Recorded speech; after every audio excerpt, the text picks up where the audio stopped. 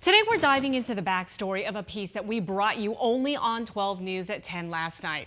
Right now, there are dozens of highly contaminated areas called superfund sites across the state that were polluted decades ago.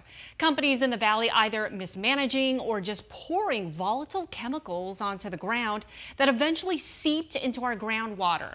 It costs millions of dollars to clean up, but despite those efforts, experts say sometimes it just isn't possible.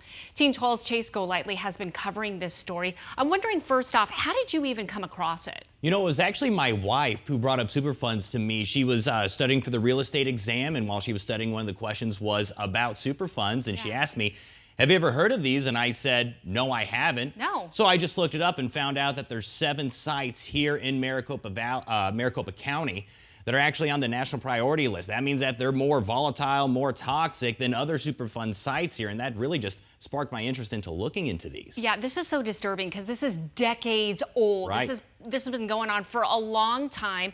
But I'm wondering, how is it that the groundwater is still safe? Well, so for certain areas, it's the drinking water and everything, you know, where you get water out of the faucet to drink out of. That's actually regulated through state and federal guidelines. That has to meet a certain requirement for the cities and counties to supply that water. So your drinking water is totally fine. You can go outside and water your grass. You can water your plants, water your garden. It's the groundwater that's even further underneath that is still contaminated, and the process to clean it up can take years, it can take decades, and in some situations, it will never be cleaned up. Yeah, that is so wild. And just to think that so many people had no idea what a superfund was, I'll be honest with you, I hadn't until your story. And let alone, you know, they didn't even know that they were living or working on it.